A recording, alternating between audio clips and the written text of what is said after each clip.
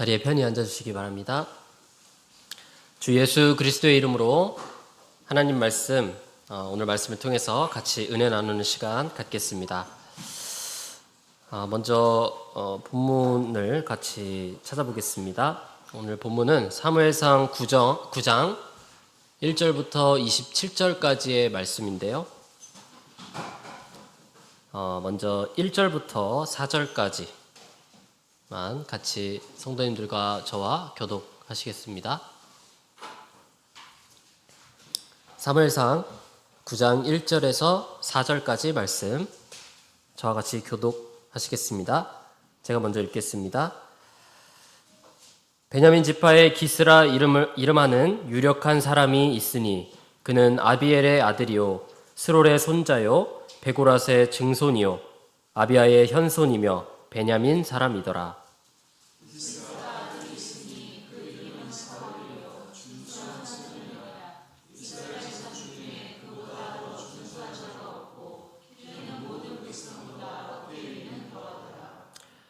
사울의 아버지 기스가 암나기들을 잃고 그의 아들 사울에게 이르되 너는 일어나 한 사환을 데리고 가서 암나기들을 찾으라 하매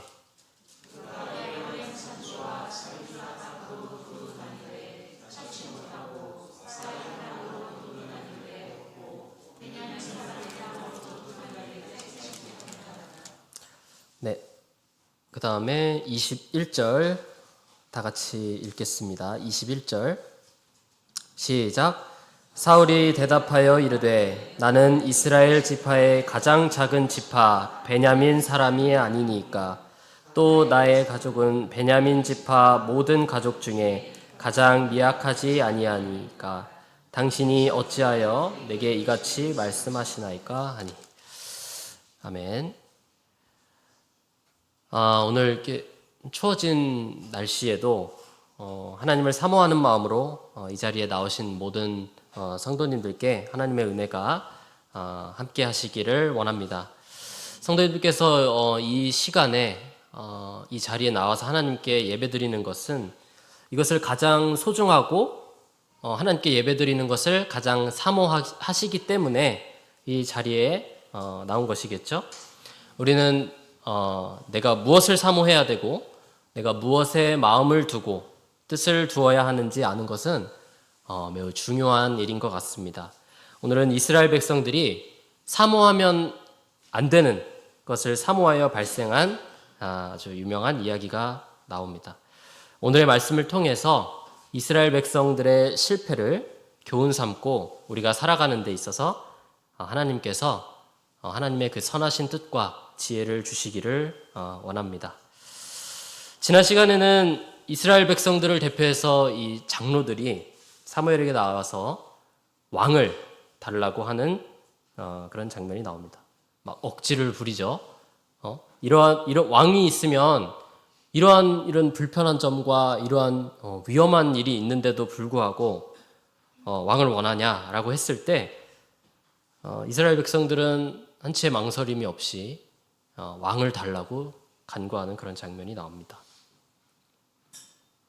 하나님과 사무엘은 왕이 필요 없고 또 있으면 안 되는 것을 알고 있었지만 그들의 뜻을 따라서 하나님께서 왕을 주시게 됩니다. 그렇게 등장하는 이스라엘의 첫 번째 왕 사울이 오늘 등장을 하는데요. 사울이라는 이 이름의 뜻은 구하여 얻은 자라는 뜻입니다. 아주 의미심장한 뜻의 이름이죠. 이 사울은 과연 어떤 사람이고 왜 하나님께서 왕으로 세우셨고 또 하나님의 사람 사무엘과는 어떤 차이가 있는지 오늘 같이 살펴보겠습니다. 첫 번째로 사울은 모든 백성들이 원하는 왕의 조건을 모두 갖춘 사람이었습니다. 아까 저희가 본문 말씀 1절부터 4절까지 같이 읽었었는데요. 1절에서 2절까지의 말씀을 보면은 유력한 집안, 기스라 이름하는 이 유력한 사람이 나옵니다. 유력하다라는 것은 부유하다는 거죠. 네, 권력이 있는 것을 의미합니다. 이 베냐민 지파의 이 기스라 하는 이 사람은 왜 이런 부유하, 권력을 가질 수 있었냐면요. 사사기 19장에서 20장의 말씀을 보면 레위인의 첩을 범하여 이스라엘 다른 지파들에게 징계를 받는 이 베냐민 지파의 모습이 나옵니다. 대부분이 죽임을 당하고 600여 명만이 이 살아남아 있는데 베냐민 지파의 이 땅을 이 600명이 나눠 갖다 보니까 이 한 사람 한 사람이 많은 재산을 이제 소유할 수 있었던 것입니다. 이러한 유력한 집안의 아들이었다라는 것을 알 수 있습니다. 그리고 아주 중요한 이야기가 나오는데요. 2절 말씀을 보면 그는 외모가 아주 준수한 사람이었다라고 나옵니다. 여기서 준수하다라는 의미는 외적으로 잘생기고 풍채가 뛰어나다는 의미죠. 그런데 2절에 보면은 준수한 소년이라고 표현을 해요. 그러면 사울이 좀 나이가 어렸나? 라는 그런 생각이 들 수가 있는데 여기서 나오는 소년은 사실은 전투에 나갈 수 있을 만한 아주 건장한 청년을 의미합니다. 35세에서 40세 정도의 젊은 청년을 의미합니다. 그리고 저에게는 아주 뼈아픈 말씀이 나오는데요. 키가 모든 백성보다 어떻다고요? 어깨 위만큼 크다고 나옵니다. 제가 이 단에 쓰면은 키가 작아가지고 그림이 안 좋습니다. 그래서 이 밑에 받침대가 있어요. 제 키가 좀 커 보이나요? 네, 거의 전홍희 목자님만큼 키가 되는 것 같습니다. 부유하고 외모가 뛰어나다라는 것은 뭐 지금이나 옛날이나 사람들로 하여금 부러움의 대상이 되는 조건인 것 같습니다. 또 그것을 보고 사람들이 판단을 하는 기준을 삼기도 하죠. 그야말로 완벽해 보이는 사람이었어요, 사울은. 그런데 이 보여지는 것만 훌륭한 사람이 아니었습니다. 3절에서 10절까지의 말씀을 보면 성품도 아주 뛰어난 사람이었던 것을 알 수가 있습니다. 암나기를 잃어버립니다, 아버지가. 그 아버지의 말에 순종해서 이 사울은 한 사환을 데리고 이 나귀를 찾으러 길을 떠나는데요. 학자들이 좀 분석을 해보니까 이 사울이 암나귀를 찾기 위해서 다녔던 길의 이 거리가 어느 정도 될까 했더니 약 40km 정도 됐다고 합니다. 그만큼 이 나귀는 이 시대의 이 재산으로서 아주 중요한 소유물이었다는 것을 알 수가 있죠. 이 부모님이 얼마나 이 마음 아파하고 걱정할까를 생각해서 사울은 이 나귀를 책임감 있게 찾으려고 하는 모습을 볼 수가 있습니다. 그리고 이 찾다 보니까 결국 찾지를 못해요. 그래서 이 같이 왔던 사환에게 돌아가자고 합니다. 근데 돌아가는 게 더 이상 못 찾겠어서 힘들어서 가는 게 아니라 이 말씀을 보면은 이 부모님이 처음에는 나귀를 잃어버려서 슬퍼했겠지만 내가 이렇게 며칠 동안 부모님 곁을 떠나서 내가 오랫동안 모습을 드러내지 않으면 부모님이 걱정을 하시니까 이제 우리가 그만 돌아가자라고 하는 걸 보니까 효심도 깊어요. 그런데 또 얼마나 겸손한 사람이었냐면요. 10절 말씀을 보면 그 전까지의 모습이 뭐냐면 돌아가자라고 하니까 이 사환이 이 지역에 하나님의 사람 사무엘이 있는데 이 사람에게 찾아가자라는 제안을 합니다. 그런데 이 사울은 그 한낱 종에 불과한 이 사환이 하는 말에 경청하는 모습을 볼 수가 있어요. 아주 겸손한 모습의 사람이었다라는 것을 또 알 수 있습니다. 그리고 그 사무엘을 찾아갈 때 사무엘이 어떤 걸 생각하냐면, 그래도 우리가 하나님의 사람에게 찾아가는데 내가 빈손으로 갈 수는 없지 않냐라는 말을 합니다. 그랬더니 이 사환이 이 은 조금을 가지고 있었어요. 그래서 됐다, 가면 되겠다라고 하는 아주 센스도 있는 사람이었던 것을 알 수가 있죠. 여기까지만 보면은 정말 흠잡을 데가 없는 그런 사람입니다. 이스라엘 백성들은 자신들이 원하는 상의 이런 왕을 요구했다라는 것을 알 수가 있어요. 하나님께서 이 이스라엘 백성들이 누구를 원하는지 알고 계셨던 거죠. 하나님, 나 하나님으로 충분한데 너희들이 그렇게 원하니 너희들에게 왕을 세워주겠다. 너희들이 원하는 왕을 세워주겠다. 그래서 하나님께서 찾으신 인물이 누가 이 인간의 눈으로 봤을 때 누가 봐도 왕이 될 만한 사람이었던 거예요. 그러나 우리 성도님께서는 다 아시다시피 사울은 성공한 왕이었나요? 실패한 왕이었나요? 사울은 실패한 왕이었습니다.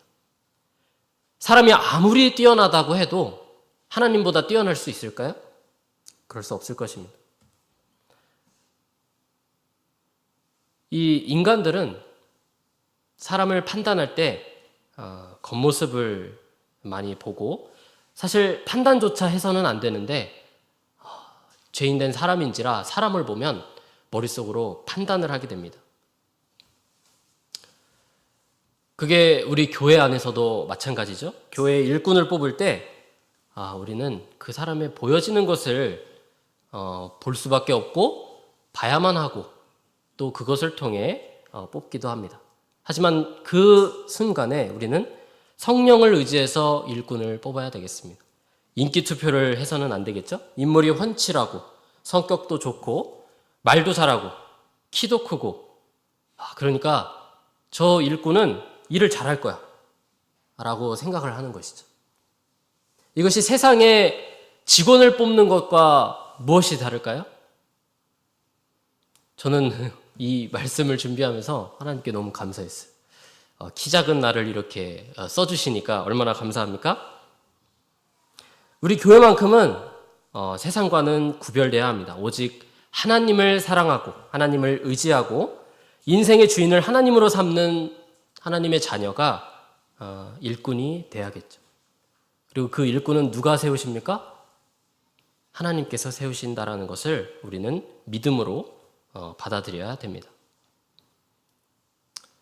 내가 건강하고 튼튼하고 똑똑하고 유능하고 경험이 많아야만 하나님을 섬길 수 있는 것이 아니라는 것입니다. 제가 한 교회에 있었는데 그 교회에 하나님께서 저를 있게 해주신 이유가 여러 가지 이유가 있었겠지만 그 중에 하나가 이거였지 않았을까라는 생각을 했었는데요. 지역사회에 우리 교회를 자연스럽게 알리고 전도하기 위해서 안식일에 점심시간마다 저희는 지금 거리 전도 활동을 하고 있잖아요. 청소를 하기로 했어요. 한 손에는 이 종량제 봉투를 들고, 종량제 봉투 든 건 똑같네요. 종량제 봉투를 들고 집게를 들고 청소를 하기로 했습니다. 그런데 우리 건강하고 체력 넘치는 이 젊은 청년들이 화이팅하고 앞으로 나섰을까요?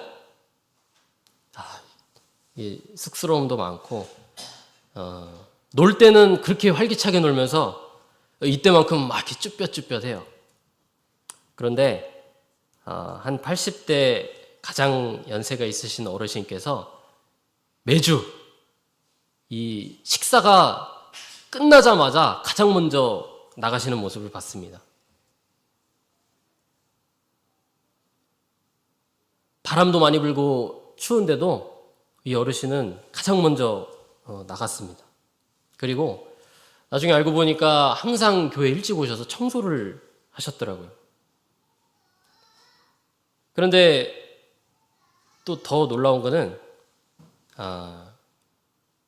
이 70대가 넘는 어르신들이 주방 자리를 비켜주지를 않아요. 그 구부정한 허리로 막 식사를 해주시는데, 야, 이거를 내가 이거 먹어도 되나? 그런 생각이 들 정도로 너무 죄송스러운 마음이 들기도 하면서, 그 기쁨으로 일하시는 모습을 보니까, 저 모습을 보고 배워야겠다, 라는 그런 생각이 들었습니다. 자기 당번 차례도 아닌데, 그렇게 하시더라고요. 그리고 또 놀라운 모습은 뭐냐면, 또 한 교회에서는 이 40대가 넘는 자매님인데 아동 부장을 하고 계십니다. 그 모습을 보면은 이 젊은 사람들이 가만히 앉아 있을 수가 없겠죠. 오늘 이 본문에 나오는 사무엘의 나이는 70대가 넘는 것으로 이렇게 추측을 하고 있습니다. 왜냐하면 그 앞절에 보면 사무엘이 이 사사의 일을 아들들에게 맡기는 모습이 나오죠. 이제 본인이 쇠약해져서 할 수 없는 그런 나이가 된 것입니다. 그런데 이 사무엘과 사울이라는 이 젊고 늠름한 이 완벽한 청년이 있습니다. 그런데 하나님께서는 누굴 통해 일하고 계셨나요?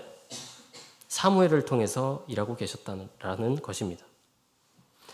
이 완벽한 모습의 사울이 미스바에 모였을 때 사무엘이 기름을 붓고 이 사람이 이스라엘 백성들이 원하던 그 왕에 될 사람이다 라고 하니까 환호성을 지릅니다. 사무엘상 10장 23절에서 24절 말씀 같이 찾아보겠습니다.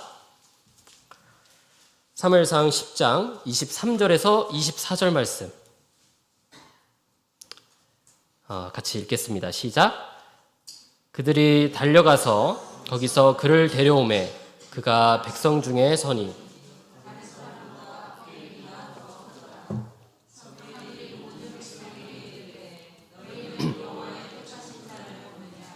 모든 백성 중에 짝하리가 없느니라 하니 모든 백성이 왕의 만세를 외쳐 부르니라.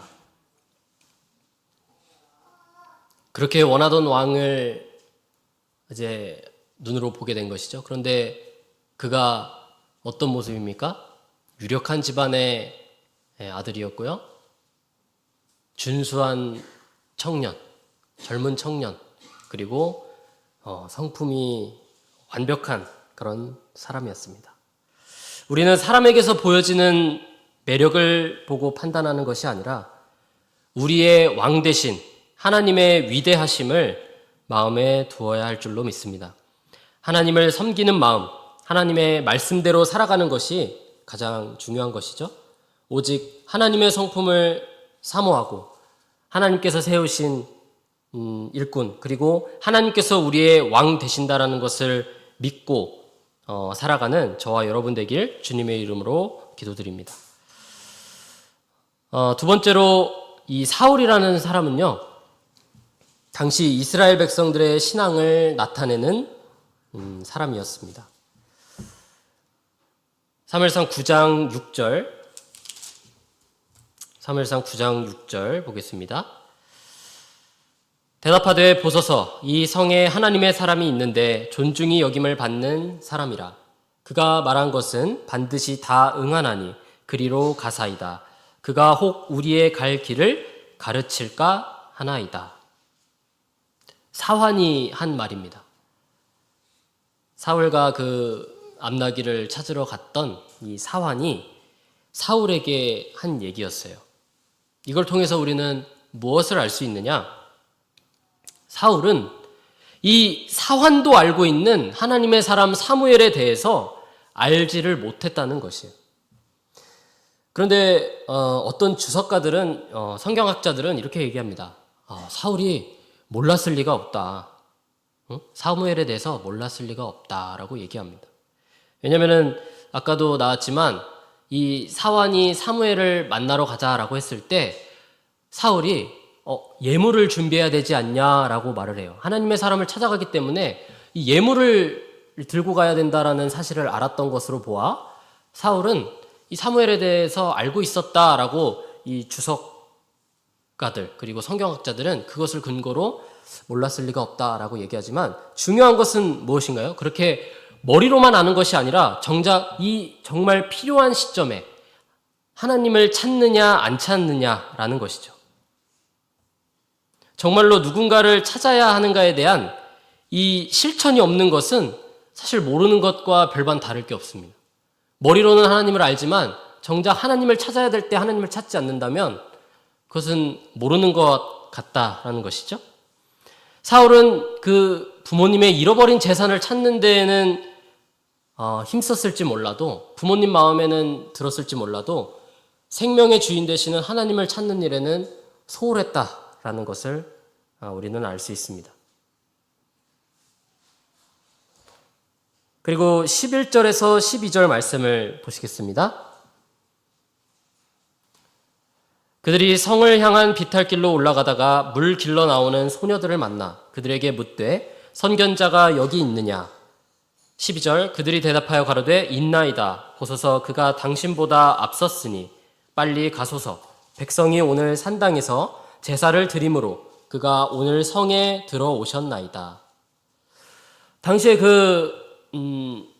하층민이라고도 할 수 있는 이 소녀들이 나옵니다. 허드렛 일을 하는 이 소녀들이 나오는데 이 소녀들조차도 사무엘이 오늘 이 온 것까지 알고 있어요. 마치 이 중학생 사춘기의 여학생들이 유명한 연예인들의 이 스케줄을 꿰고 있고 연예인들의 그 유명한 아이돌의 생일 막 아는 그런 거랑은 차원이 다른 것이죠. 이 사무엘에 대해서 너무나 잘 알고 있다는 것을 알 수 있습니다. 그런데 지금 말씀드린 것과 같이 누구와 대조가 되나요? 사울과 대조가 됩니다. 사울은 사환, 이 소녀들도 알고 있는 사무엘에 대해서 모른다라는 것입니다. 이제 이 모른다라는 것에 대해서 아주 확정적인 증거가 나옵니다. 18절에서 19절 사울이 성문 가운데 사무엘에게 나아가 가로되 선견자의 집이 어디인지 청컨대 내게 가르치소서. 사무엘이 사울에게 대답하여 가로되 내가 선견자니라. 너는 내 앞서 산당으로 올라가라. 너희가 오늘날 나와 함께 먹을 것이요 아침에는 내가 너를 보내되 내 마음에 있는 것을 다 내게 말하리라. 사울은 사무엘을 알았습니까? 몰랐습니까? 몰랐습니다. 사무엘이 어디 있는지 사무엘한테 물어보고 있어요, 지금. 눈앞에 있는데 못 알아본다라는 것입니다. 하나님에 대한 이 둔감한 신앙을 너무나 적나라하게 보여주고 있는 장면입니다. 그런데 이것을 보면서 우리는 생각해 볼 필요가 있습니다. 사실 하나님은 우리의 이 삶의 단 한순간도 하나님의 존재를 우리에게 안 알려주신 적이 없습니다. 매 순간 하나님께서 우리와 함께 계시다라는 것인데 그것을 우리가 모를 때가 있는 것 같습니다. 하나님께서는요, 성도를 통해서 세상의 이치를 통해서 모든 우리가 알고 있는 상황을 통해서 사실은 하나님을 느낄 수가 있어요. 그러나 그것을 우리가 민감하게 느끼냐 못 느끼냐의 차이인 것이죠. 지금은 말씀 시간입니다. 말씀 시간인데 어떤 성도님은 저 안희수 설교자를 보고 있습니다. 그 설교자의 입을 통해 선포되는 하나님의 말씀을 보는 것이 아니라 그냥 설교자 안희수를 보고 있는 성도님이 있을 수 있습니다. 찬양 예배 시간을 한번 생각해 볼까요? 저 찬양 인도자 목소리가 정말 좋다 라고 느끼는 사람이 있는 반면에 이 시간에 홀로 영광 받으실 하나님을 생각하면서 찬양 드리는 성도님이 있습니다. 헌신하고 봉사하는 이 일꾼들을 우리가 가까이서 보게 됩니다. 근데 어떤 성도님은 저 청년, 저 집사님, 저 형제, 저 자매 어떻다 저렇다 평가를 합니다. 그 사람의 삶을 통해서 역사하시는 하나님의 놀라운 은혜와 사랑을 보는 것이 아니라 그 사람을 보고 있는 것입니다. 요셉의 이야기를 우리가 잘 알고 있습니다. 그런데 어떤 성도님은요, 총리가 된 요셉만 봐요. 사실은 그 요셉의 삶에 형통한 그 하나님의 섭리를 처음부터 끝까지 함께 하신 하나님의 영광을 봐야 되는데 요셉이 총리가 된 거에만 초점이 맞춰집니다. 눈앞에 하나님을 보고도 보지 못하고 느끼지 못하는 신앙인이 되어서는 안 되겠습니다.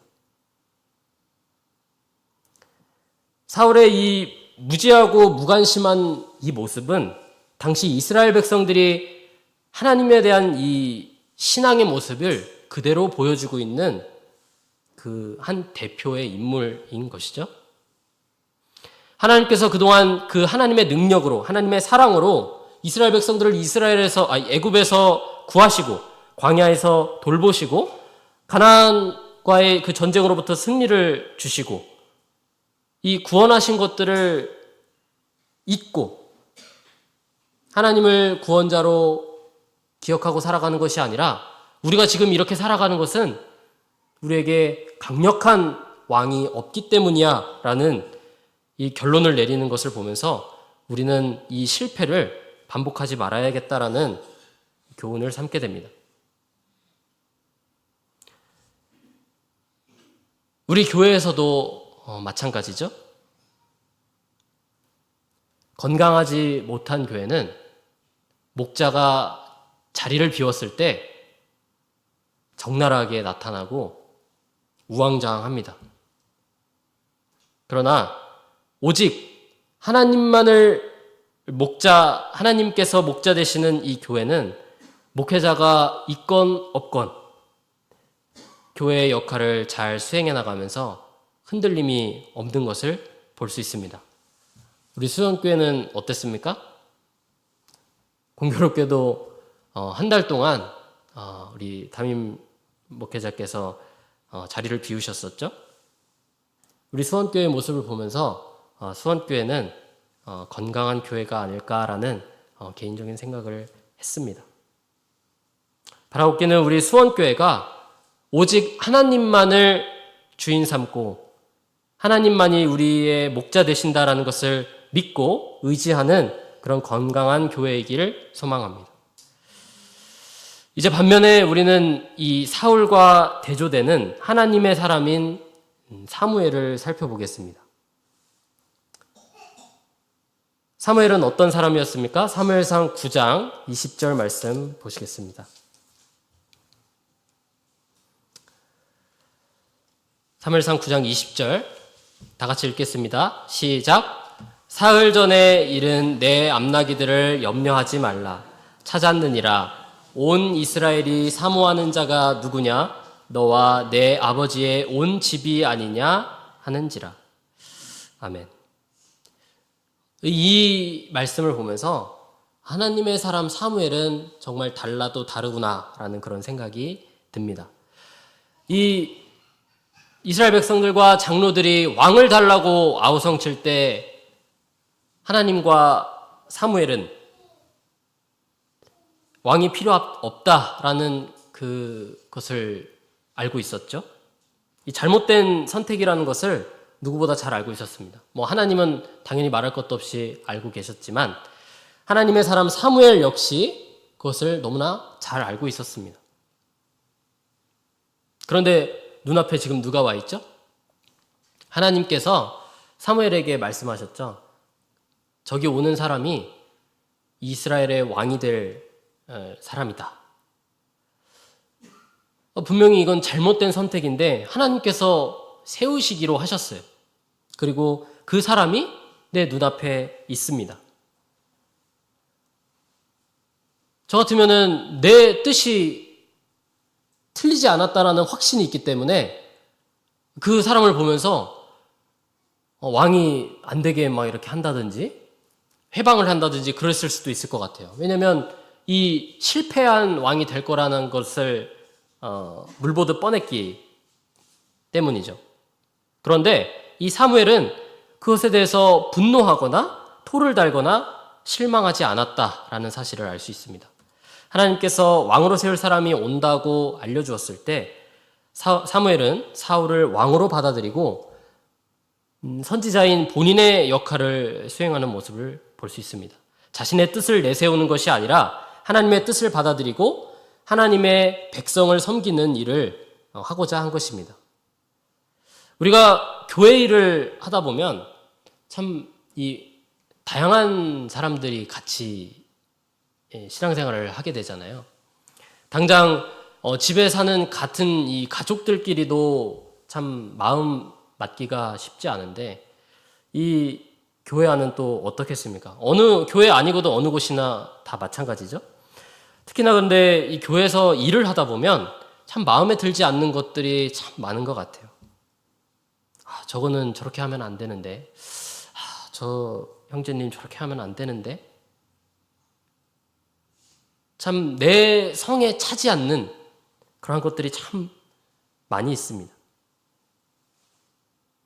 그러나 내 마음에 들지 않는 부분이 있다 하더라도 사람에게 실망하거나 낙심하거나 그래서는 안 되겠습니다. 오직 하나님을 위하여 주님의 몸된 교회를 위해서 그냥 내 할 일을 묵묵히 해나가는 그러한 성숙한 신앙이 돼야겠습니다. 판단은 오직 하나님만이 하시는 것이죠. 우리는 온전한 하나님의 판단을 믿고 신뢰하고 나아갈 줄 알아야겠습니다. 제가 한 번은 총회에서 대학교 시절 동안 총회에서 이제 맡았던 일을 참 많이 했었던 것 같아요. 그 중에 하나가 고3 수련회를 이제 섬기는 일을 했었습니다. 그래서 총 5번의 고3 수련회를 같이 갔었는데요. 그 고3 수련회에서 많은 그 시간들이 있는데 그 중에 어떤 것이 제가 기억이 나냐면 신앙의 선배와의 대화라는 시간이 있어요. 이 저녁 시간에 이제 막 성인이 돼서 세상으로 나아가는 이 고3 학생들에게 먼저 몇 년 안 되지만 먼저 이 사회에 나온 이 선배들의 이 대화를 허심탄회하게 하는 시간이었는데 참 이 고민들이 많더라고요. 근데 고민을 들어보니까 몇 살밖에 제가 많지 않음에도 불구하고 저거는 이렇게 하면 좋던데 이런 생각들이 많이 들었습니다. 그러면서 제가 어떤 이야기를 해주었냐면 누구누구야 그러한 고민이 될 때는 여기 이 같이 교사로 계시는 이 신학생님이나 목자님들한테 이렇게 물어보고 너가 이렇게 잘 신앙적인 판단을 하면 돼. 제가 틀린 말 했나요? 저는 틀렸다고 생각을 하지 않았는데 그 신학생님이 중요한 이야기를 했습니다. 그때 당시엔 저도 젊어서 내가 이렇게까지 얘기했는데 왜 저렇게 반박하지? 라는 생각이 들었었는데 그분이 무슨 얘기를 하냐면 아니야 누구누구야 나랑 목자님을 믿지 말고 오직 하나님만 믿어야 돼. 이렇게 얘기하시는 거예요. 제가 얼마나 민망한지 그때는 좀 이 신학생님한테 좀 화도 나고 그러더라고요. 그걸 뭐 또 그렇게까지 얘기하나? 내가 그걸 몰라서 그렇게 얘기했나? 라고 했는데 놀랍게도 얼마 안 있다가 참 안타까운 일이 발생을 합니다. 우리 교회 한 목자님께서 다른 교회로 나가신 일이 불과 얼마 안 있다가 발생을 했습니다. 그걸 보고선 왜 그때 그 신학생님이 그 얘기를 어떤 의미로 하셨는가에 대해서 한 번 더 생각을 해볼 수가 있었습니다. 우리는 물론 나보다 더 하나님의 말씀을 가까이 하고 하나님께 더 많은 기도를 하는 성직자나 목회자나 신앙의 선배들을 보고 배우는 것은 맞지만 나의 구주는 오직 하나님이라는 사실을 단 한순간도 잊지 말아야겠구나라는 그런 생각을 했습니다. 사무엘은 그런 사람이었던 것이죠. 사무엘은 또 어떤 사람이었냐면 23절에서 24절 말씀 같이 보시겠습니다. 23절 사무엘이 요리인에게 이르되 내가 내게 주며 내게 두라고 말한 그 부분을 가져오라. 요리인이 넓적다리와 그것에 붙은 것을 가져다가 사울 앞에 놓는지라.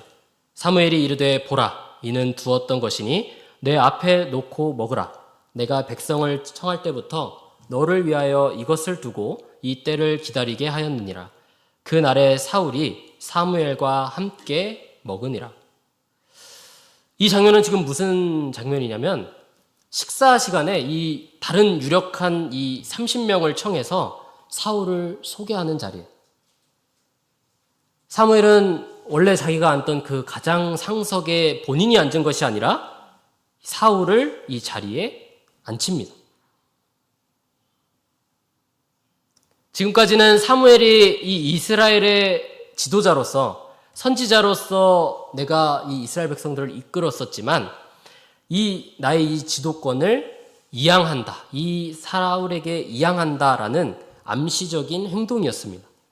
그리고 그 요리하는 사람들에게 가장 좋은 부위와 가장 이 맛있는 그 부위를 주도록 했습니다.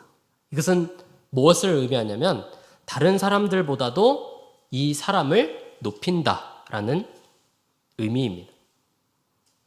생각해보면 이 사무엘의 입장에서 그동안 어쨌든 왕은 아니지만 이스라엘 백성들을 이끄는 나름의 권력이 있는 지위였습니다. 사무엘이 인정하지 않으면 사울은 왕이 될 수 없겠죠. 사무엘이 마음만 먹으면 얼마든지 텃세를 부릴 수도 있었을 것입니다. 질투도 했을 수 있고요. 시기했을 수도 있습니다. 그러나 그렇게 하지 않았습니다. 이 인간에게는 이 권력의 욕망이 조금씩 있어서요. 그것을 내려놓는 게 사실 너무나 힘든 일입니다.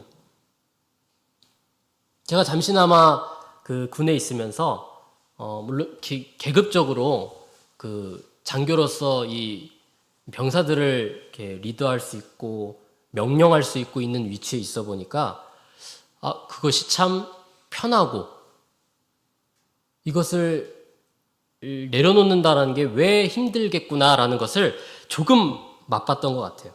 근데 사실 군에 입대하기 전에 제가 그 ROTC 후보생일 때 이 ROTC 문화는 선후배 이 수직 문화가 셉니다. 뭐 어느 곳이나 그렇게 폐쇄된 공간에서는 그런 수직적인 관계가 뭐 다 있겠죠. 제가 있던 그곳도 그랬습니다. 막 뭐 때리기도 하고요. 뭐 왕입니다. 뭐 시키는 대로 다 합니다. 그런 부작용들 때문에 막 선배들이 후배들을 불러다 놓고 내가 술 먹는 동안 너 춤춰라. 뭐 이런 심부름도 시키고요. 공연도 시키고 뭐 절대 왕입니다. 나는 선배가 되면 절대 저렇게 하지 말아야지. 제가 선배가 됐습니다. 어떻게 했을까요?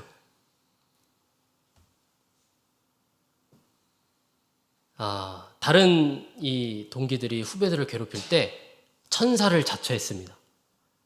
수고하고 무거운 짐진 자들아 다 내게로 오라라는 그 말씀처럼 야 나랑 있을 때는 내가 너희들을 지켜줄게 라고 처음에는 그랬어요. 근데 이게 다른 동기들이 왜 너만 착한 척하냐 라고 하니까 저도 약간 찔리더라고요. 정말 나도 이 인기 얻으려고 착한 척을 한 건가? 그래. 그런 생각을 하다 보니까 화를 내지 않아도 되는 상황에서 제가 일부러 화를 내고 겁을 주고 그런 모습을 제가 스스로 보게 됐습니다.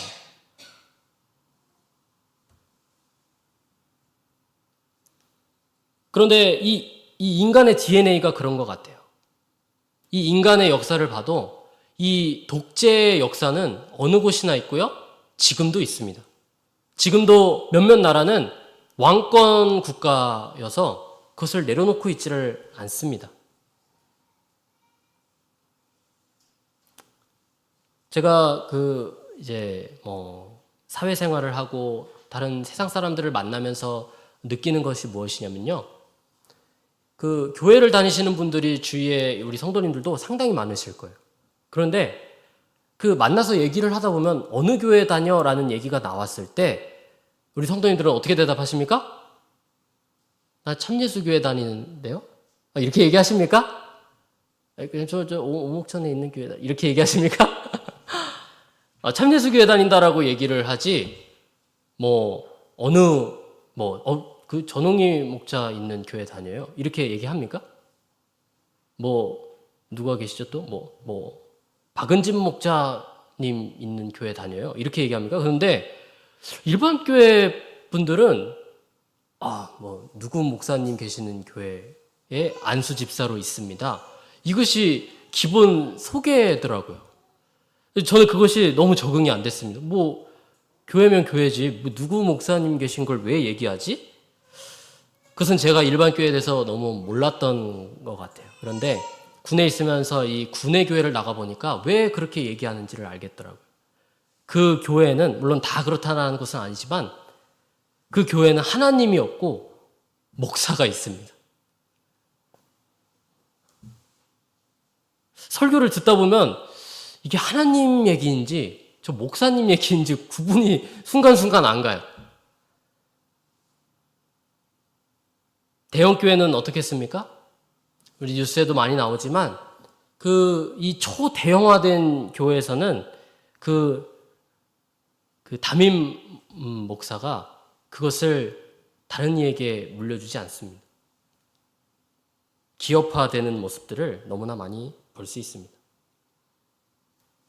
그러나 우리는 이러한 인간의 마음으로 살아가는 것이 아니라 오직 하나님의 마음을 품고 살아가야겠습니다. 하나님의 일을 할 때 나의 감정이나 나의 자존심을 내세우고 그래서는 안 되겠습니다. 하나님 앞에 나 자신을 온전히 내려놓고 철저히 나는 하나님의 종이라는 것을 우리는 잊지 말아야 되겠습니다.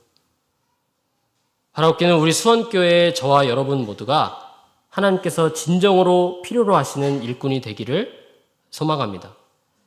맡은 자들에게 구할 것은 충성이니라.